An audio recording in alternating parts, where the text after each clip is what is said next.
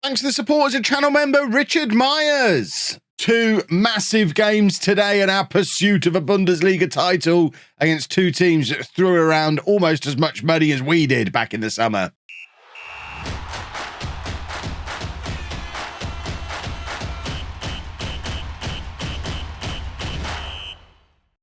Hello and welcome to Club 6, Part 5 of Non-League to Legend. I'm Kevin. Coming up on today's episode, we have Bundesliga games away against Hertha Berlin and at home against Bayern Munich. Since you were last with me, we have played a chunk more games, including the return leg against Besiktas in our Europa League group, which did lead to us winning the group with 2 games to spare. So we are already straight through into the second round of the Europa League, meaning that the next couple of matches, which I'll play off camera, can very much be about rotation of players, which is a very useful situation to be in. As you can see, we've continued to do well in the league as well. This is what the Bundesliga table looks like. 10 games in, 21 points on the board, 2 points behind Bayern at the top of the league. And we play them today. We also play Hertha Berlin, who, despite having the biggest transfer in Germany this summer just gone, have had a difficult start to the season. But just to show that we're not the only ones who throw around crazy amounts of money. They spent £113 million on someone. There's Bayern Munich spending loads of money. There's Bayern Munich again spending loads of money. I know most of this is Dortmund, but Bayern have been doing it year in, year out throughout the save. I would suggest their squad still probably cost more than our squad is. They still have an aging Erling Haaland at 37 years old leading the line for them. But as we know from all the gazillion examples we've had throughout this save, certainly for the style of striker that Haaland is, he's going to still be a massive threat. We saw it with Tammy Abraham. We saw it with Romelu Lukaku. If you're a big, strong boy, doesn't really matter how old you are. Even really early on, you see it with Cristiano Ronaldo. If you're a big, strong boy, you continue to be a threat even when you're 1,000 years old. But before we play them, it's Hertha Berlin. We are away from home. We really need the win. We want to be right up there, challenging for the title this year. And to be able to do that, these are the teams we need to be beating. It's our first big tests of the season domestically. Let's hope we go and pass them. We've got Diego Henrique in goal, a back four of Aranua, Stewart, Posterino, and John. Idoloff and Stubaluk in central midfield. Ballo, Mello, and Boning behind Ruben up front. Diego Norberto has got a little bit of a knock at the moment. As you can see, we've got a few players who are not fully fit off the back of playing in Europe. Stewart, Mello, Boning, Gustavo. Where we can, at Drury, where we can, we've brought players in where we've got good strength in depth. But on the right wing, once you get past Boning, we are a little bit light in that area. Gustavo's the other one who can play out there, but he's also not fully fit. Idoloff can play there too, but he's playing in the middle, and I'm not going to play Diego Norberto, our centre-back, on the right wing, or Aranua, our left-back, on the right wing. So I think right wing is probably a priority for a player at some point. We've got less strength in depth than I thought we did, because all of the players, when you look on the squad depth screen, it's like you've got 8 players 3-star and above who can play on the right wing. You're fine. Then when you actually look at it, they're all players who, apart from Boning, they're all players who are actually higher up the pecking order somewhere else on the pitch and aren't really going to play on the right-hand side. So it's something that does need addressing, especially because Boning is somebody who is drawing a lot of interest, particularly for Manchester City, and they're lurking around Drury and Boning all the time. And if we have a disappointing season, we're going to struggle to keep hold of him. We have promised him, I think we promised him Champions League football next year, which is definitely doable. We should definitely do that. But I've got a feeling we might have promised him we'd win the Bundesliga, which is going to be a taller order. We'll know at the end of this episode how likely it is that we're going to be competitive, challenging for the Bundesliga. As you can see, Leipzig doing well. Hoffenheim are right up there as well, accumulating points. And there's Aranua getting on the end of a corner. Not really a natural habitat for him, but his header goes just over. And there is Boning, tired again. Gustavo can come on for him, but he's also tired off the back of his last game. So it's, yeah, like I say, I think Ruben's going to see a lot of game time because Gustavo's going to have to be filling in on the right-hand side. And we have got more depth up front than we've got on the right wing. We've got another corner here just before half-time. It's going to be Mello looking for the in-swinger to that near post where it's Erenur again. I think I need to have a little look at my set-piece instructions. I'm not really sure why we're aiming for Erenur, but apparently we are. In fact, I know exactly why we are, because at the start of the season, we were playing Diego Norberto at left-back, and he is a big, strong boy who I was deliberately aiming for at corners, and I've not changed it to reflect the fact that he's not there in this match. Although, to be honest, Erenur, I think, is a big, strong boy as well. So we've got, I mean, it's handy that all of our left backs are big, strong boys. So we'll probably be okay. So look, Erenur, 6 foot tall, only 12 jumping reach. So not ideal to be hovering at that near post for corners. We can probably switch that around a little bit. Yeah, we don't want to be aiming for him. We probably want to, he's got a jumping reach of 14. He's 14. Yeah, if we just swap those two over, we can leave Ua forward. In fact, it's only on that one side that he is forward. What was the thinking there, past Kev? No idea. No idea what he's up to there. Right, we are going to bring Gustavo on for the second half, playing on the right-hand side. We need to do a team talk as well. Don't get too clicky, Kev. Goodness me. Oh, nothing good comes from clicking buttons.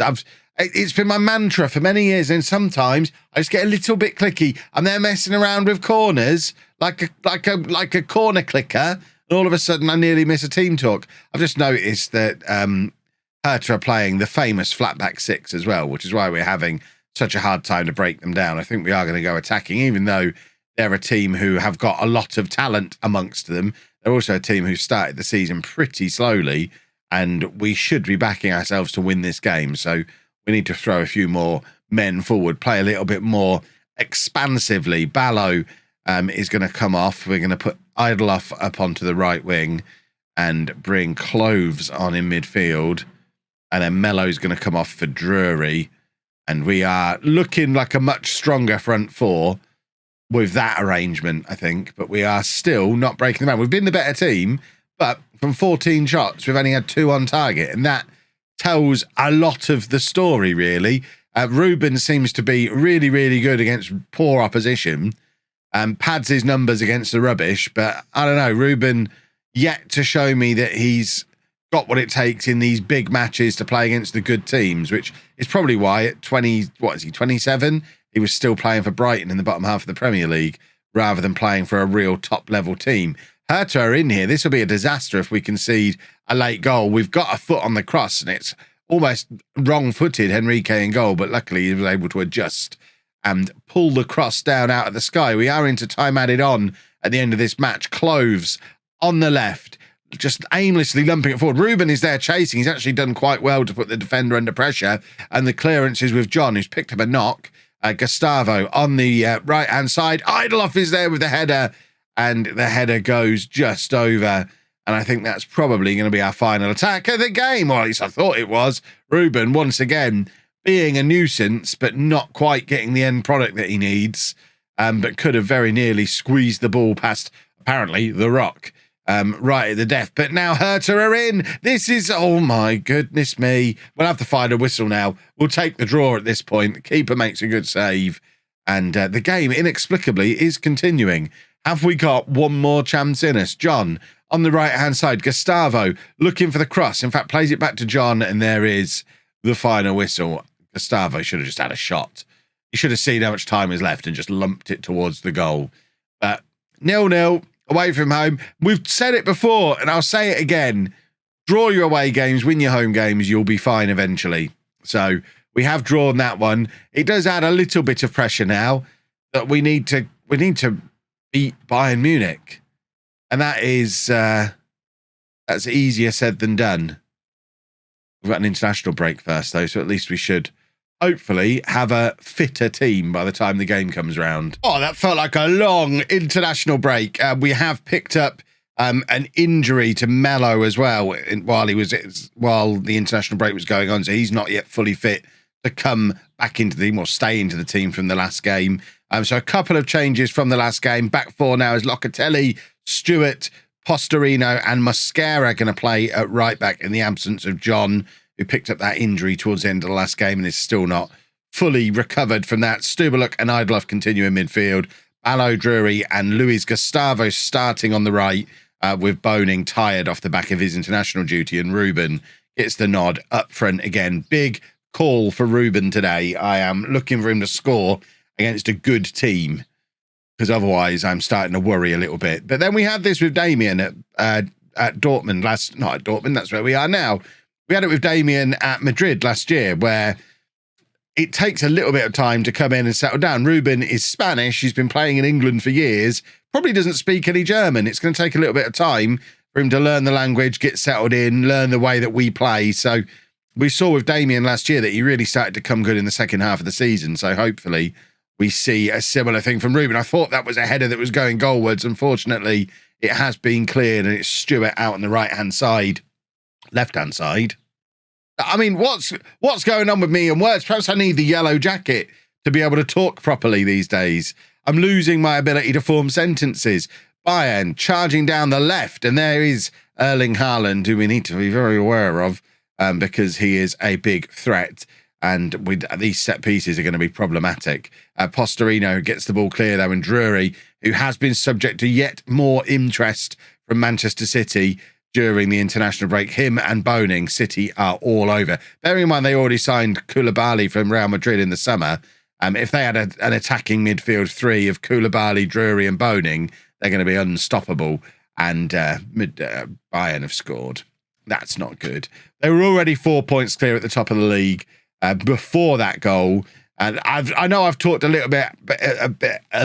What is with my mouth?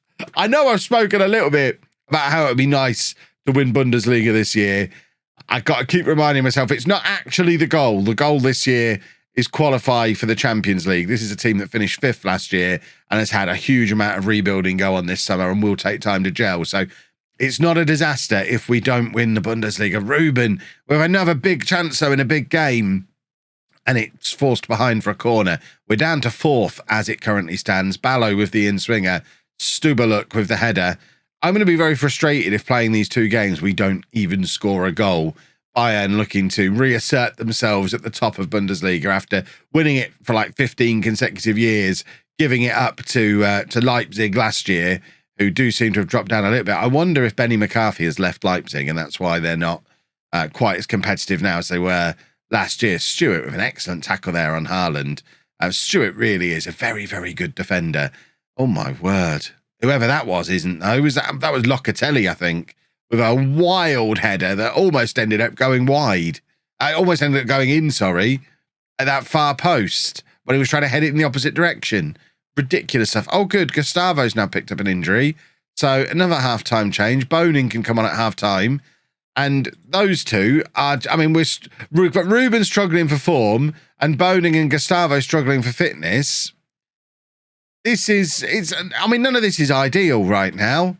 Boning now on for the second half. We've gone attacking and, oh my word, they've hit the crossbar.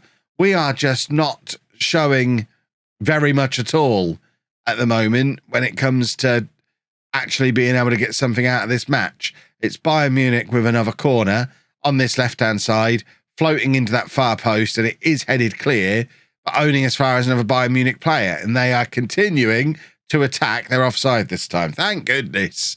My word, that was all a lot more stressful than it needed to be. Stubaluk forward to Idoloff, and now Stewart. And I mean, we're struggling to get the ball out of our defence here. We're knocking the ball around between the defenders, but the only way we're getting it forward is lumping it forward towards the striker. This is not how I anticipated today's match going. I didn't realise the gap between us and Bayern Munich was quite as large as apparently it seems to be at the moment. Posterino to Stubaluk, and now Boning has got him behind here. So one of our star men, and Drury, lovely work from Drury, and his shot is pushed back out by the Bayern Munich goalkeeper. Who is that? The guy we used to have at Peterborough?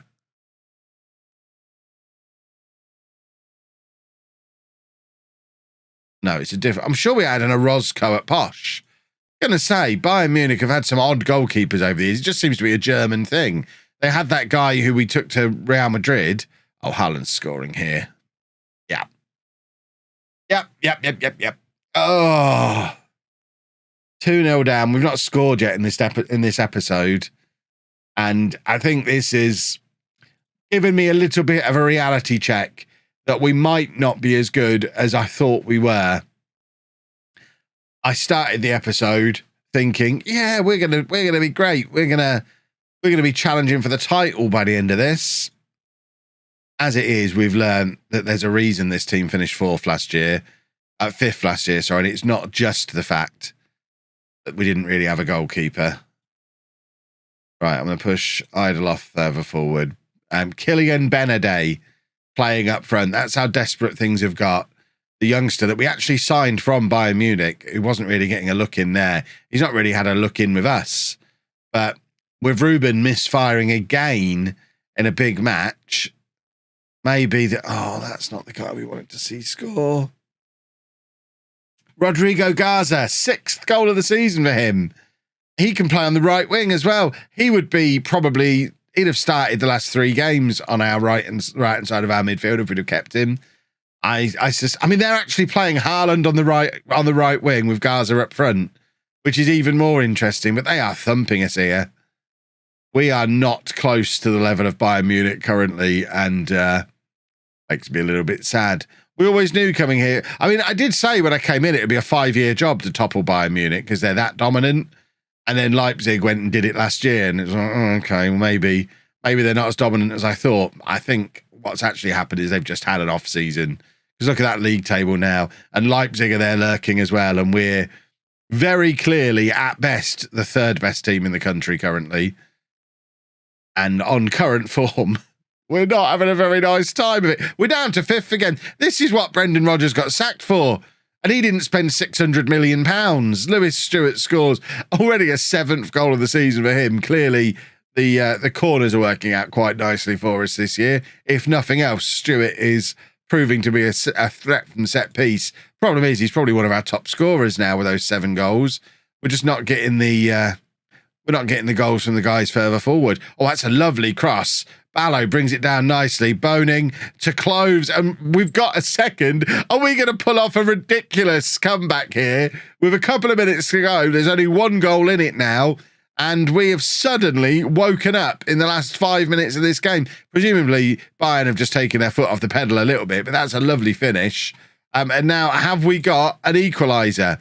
That would be one of the most ridiculous matches ever if we could grab an equaliser here.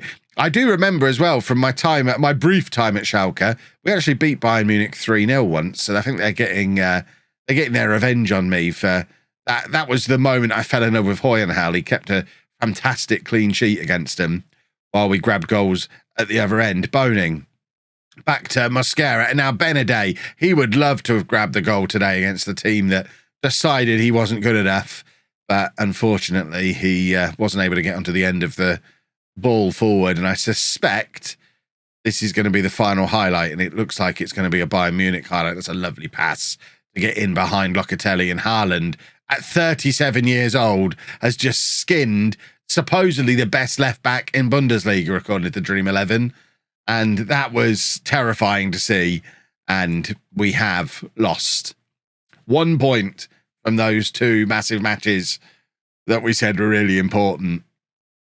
I don't think we're going to win the league this year, boys and girls. At least we are back into the top, still in the top 4. Ugh, that was horrible. If you enjoyed that, please make sure you leave a nice big thumbs up on there for me. Subscribe to the channel for daily Football Manager videos. And thank you very much for watching.